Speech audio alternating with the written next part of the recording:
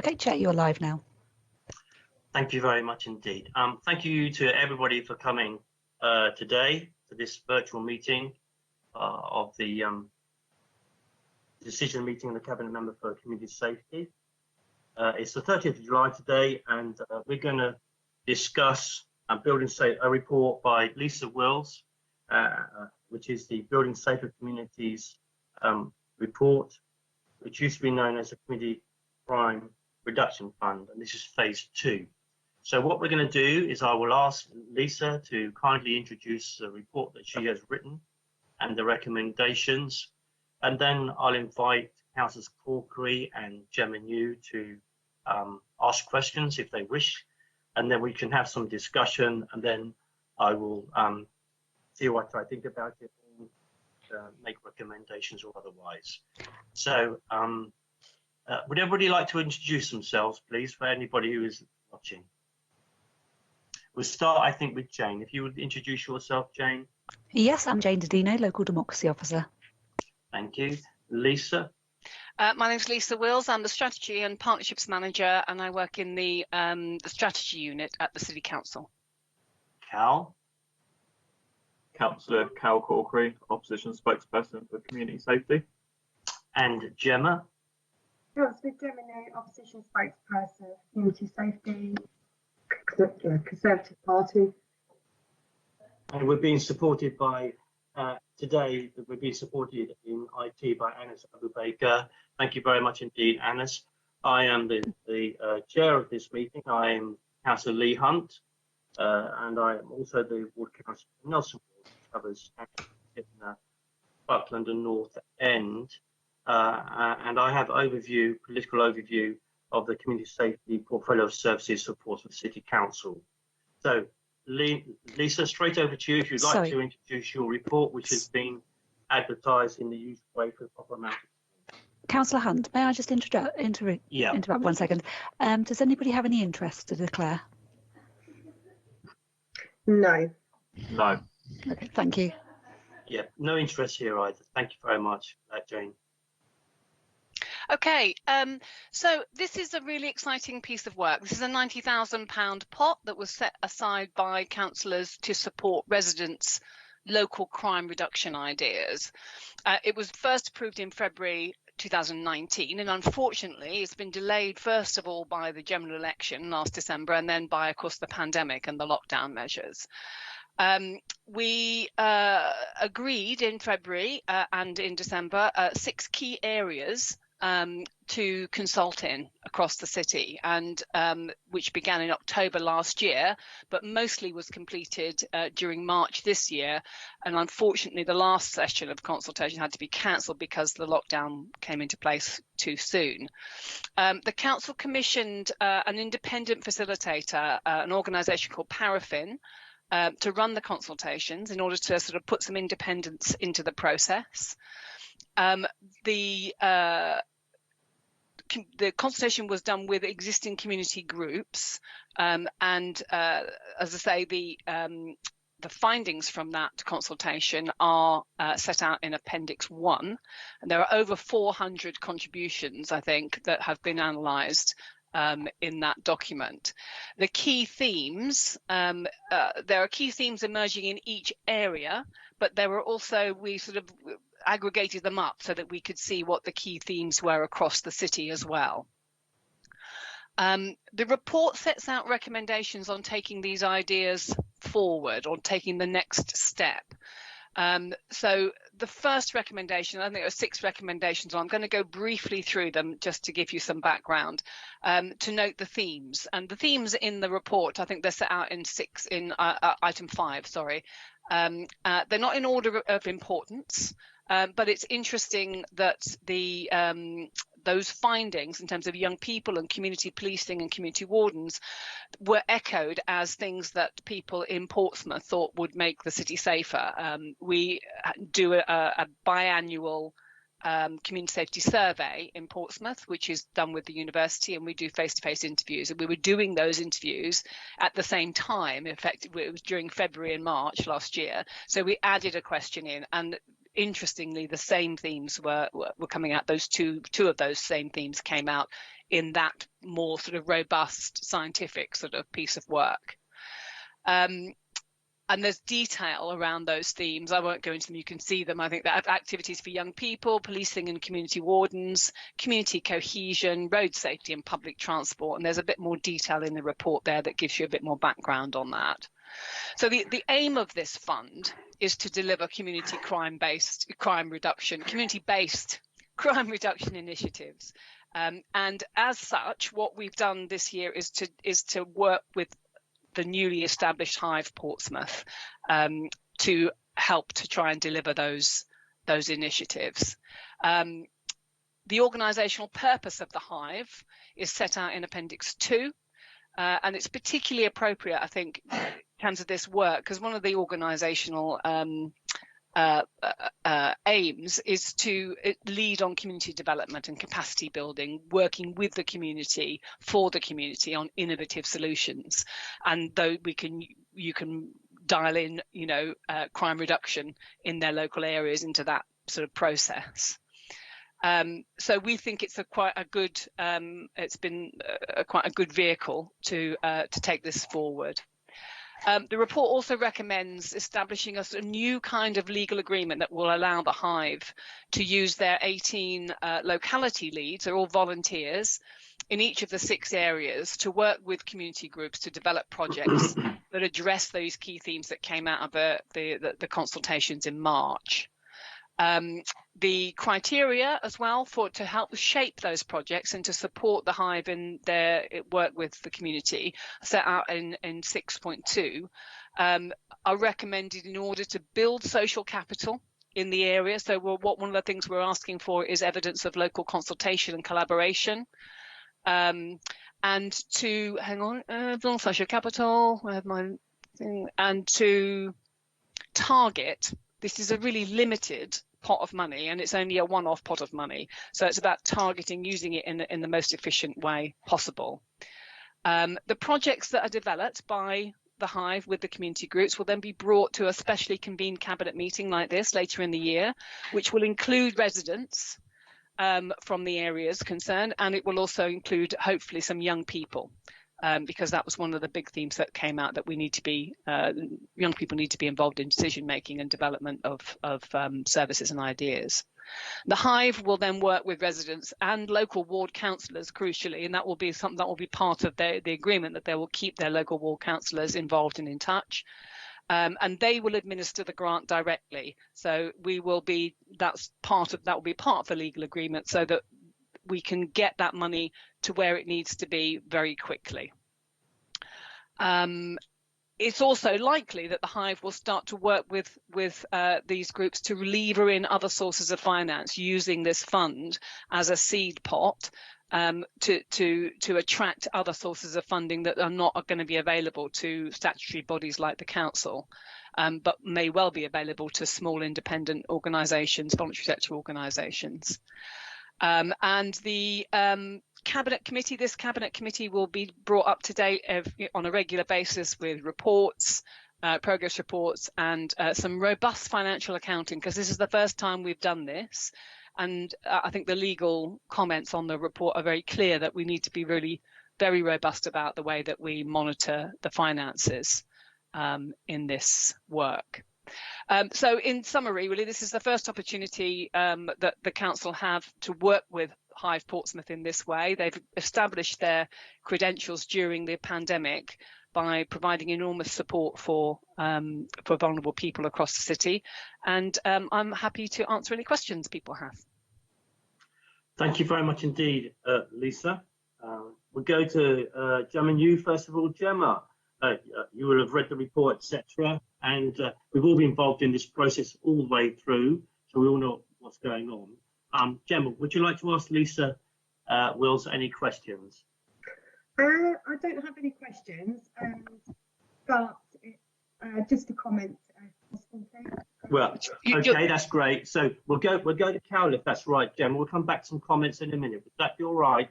No worries. Brilliant. Yeah, thank you. Councillor Corkery, do you have any questions for Lisa Wills? I also don't have any questions. We've covered it. Everything I had, I think, in the briefing, so happy just to provide a few comments. Okay. So thank you very much indeed. So we'll start with you then, Gemma. Comments about the report, etc. Far away. Thank you, Chair. It's just basically to say this is pretty straightforward. As Councillor Hunt has pointed out, we have been involved from day one with this. I'm happy to support this as well. So that's all I've got to really say. Thank you very much indeed, Gemma. I've been very, very, very careful to make sure that you're both involved completely in this. So thank you very much for the remarks. Councillor Corkery. Thank you. I'm also generally supportive of this project, but also the approach that's been taken. I think it's been quite inclusive, trying to bring people with yourself, Councillor Hunt, and also giving us the opportunity to attend some of those consultation events that fed into it. Partly as ward councillor, a few of them were in my wards, but also in our roles as opposition spokespeople. And I attended the Portsmouth Action Group and the patch events in Somerstown, and kind of participated in those. And there was a one in Hartland, which covers the other part of Charles Dickens Ward, the Lamport, Bucklands area. I know that has to be cancelled due to lockdown. I think the role of the Hive is going to be an interesting one in terms of this project, but also the council more generally going forward. Like I think you touched on there in the report, it is a bit of an experiment, so we're probably going to have to kind of wait and see how it goes. And no doubt there will be learning that comes along with that.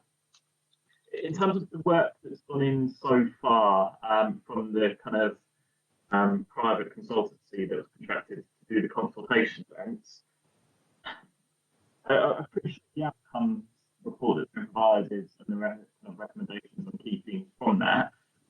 I would just raise a bit of a question mark over the value for money of their service in terms of its relationship to the overall budget. I understand the cost was about 10% of the money that's now available for project delivery, and whether that's proportionate, given what we've got in return, I'm not sure. But like I say, maybe we'll have to wait and see what the eventual outcomes are. I'm pleased to see that there's the resources here to kind of be more targeted areas of needs. I think initially there was some kind of speculation that perhaps it would be split 3 ways across 3 sub-regions of the city, or however you like to call it. But it seems that the way in which the consultation happens and the groups that have been engaged, perhaps it is going to end up more targeted where there are more serious climate issues and the things to be dealt with. So I think that's all I wanted to say. Like I say, I'm generally supportive and thankful for the work that's gone in and the way in which the project's been handled so far. There are some kind of outstanding question marks. I think there's always going to be on a project like this, so we'll have to wait and see how it plays out. Thank you. Okay, thanks. I'll come back to you in a minute, Lisa. I'll give you a go in just a second. A couple of things. First of all, again, thank you very much indeed. And it's been a pleasurable experience working with you guys to bring it to this stage. So far as the, I'm sure Lisa will confirm this in a moment, none of the 90,000, none of the cost of the consultative work is coming out of the £90,000. We covered that from Lisa's budget. I'm sure she'll touch on that in a minute. Mm-hmm. And I think if this does work, you're quite right. If it does work and that the money will be worth it. Let's face it, they were very good. They got people very involved, and they were very good at what they did. It's not a huge amount of money. Of course, it is a big amount of money if you've got nothing at all. But you know, for what we do in context, it may well be proved to be a good spend. And also your remarks. I did listen, and I do listen to what other councillors say, and I was very mindful of your point about wanting to spend what we do have. It's not a huge amount of money, but we do have in areas that with most needs. So Paulsgrove, Wimmering, down through to Somerstown, and in other places. But I'll come on to my remarks shortly when I sum up. But yes, you're quite right. So I did listen, and I talked to Lisa about it. I told her that I was concerned and that you had a fair point that you were making, and so we amended what we did. So that does show cross-party working. Lisa, you wanted to comment? Yeah, no, just to confirm what you've just said, Councillor Hunt, about the budget. We actually were allocated an amount that had been set aside for Project Bridge from the central budget. So Councillor Smith, I think, set that aside last year, way back at the back end of last year. And then we used £10,000 from my community safety budgets on the basis that I just simply didn't have the capacity to undertake such a huge task myself. So actually, I think it was really good value for money, given actually we've spent, I think, about 17,000 on that work, and given that's been over a period of time from, I don't know, June last year until now, when the final budget sign-off has been done. I'm happy as a council officer that I've achieved the best value for money that I can for the council. Indeed, and I must commend you, Lisa, for always bearing down on the costs. You're very clear with everybody about bearing down on the costs, so I'm very grateful for that. I think I'm mean. I think that means that. Oh no, well, no, you were very fair, you know, and yeah, you did bear down on the costs, and you did get us value for money. So great stuff. Anyway, if it's all right with everybody, I've got to sum up. And since it's a bit of an innovative one, I'm really sorry. I've got a little bit to say, and it is, if I'm staccato-ish, I'm very sorry. So here we go, reflecting some of the things that you said there, Carol, throughout this, and Gemma, I beg your pardon, Gemma, throughout this whole process, we've all worked together to keep it cross-party and find consensus, because we all want to ensure that people have a voice in what we are doing, as we believe this will encourage residents and groups to better support and build their own safer communities. Our cities, local communities know their neighbourhoods best. So rather than the council telling them, we believe by involving local communities and how this money is spent will pay dividends. It is not a huge amount of money, as I just said, but we know by working with the voluntary sector, in this case, the Hive, it is possible to lever in more money and resources from other places. Let's face it, councils aren't sexy as far as giving money to.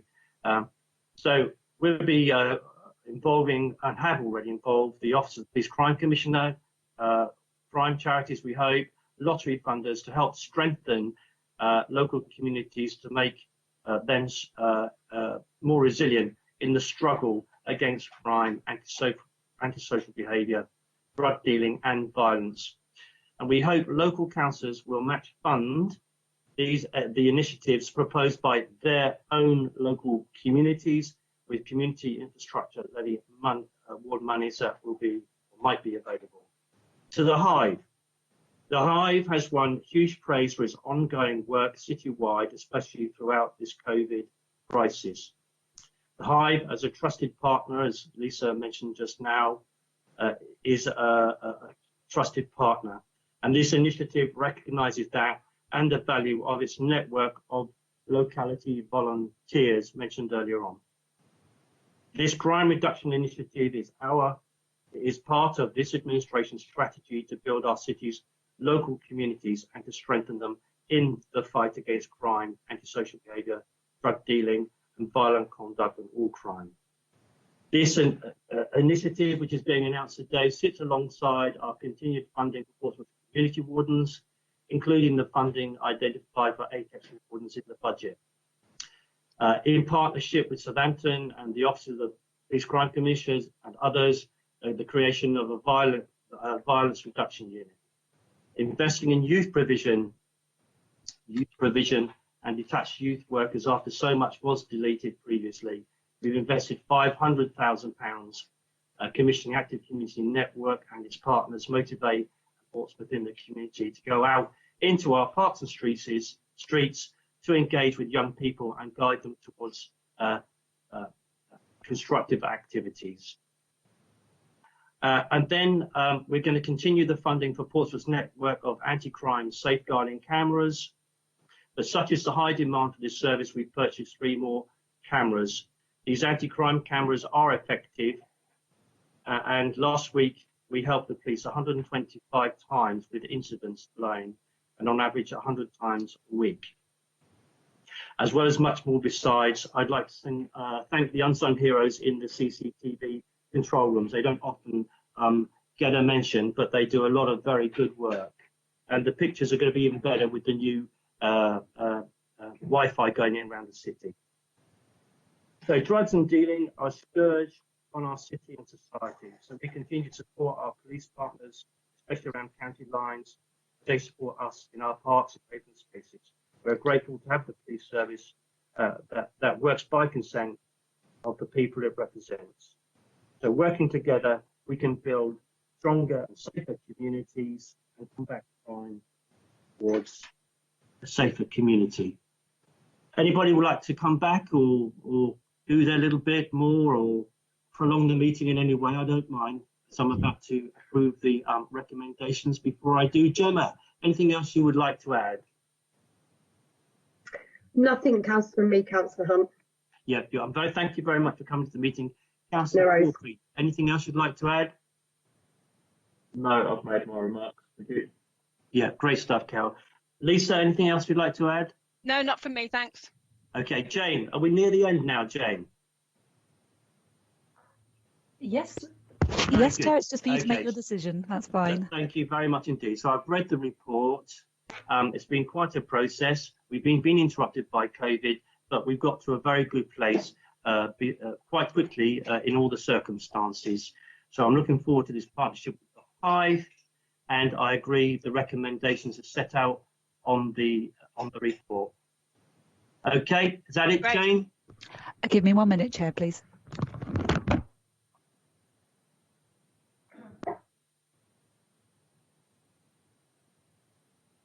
That's my tea in the background being made.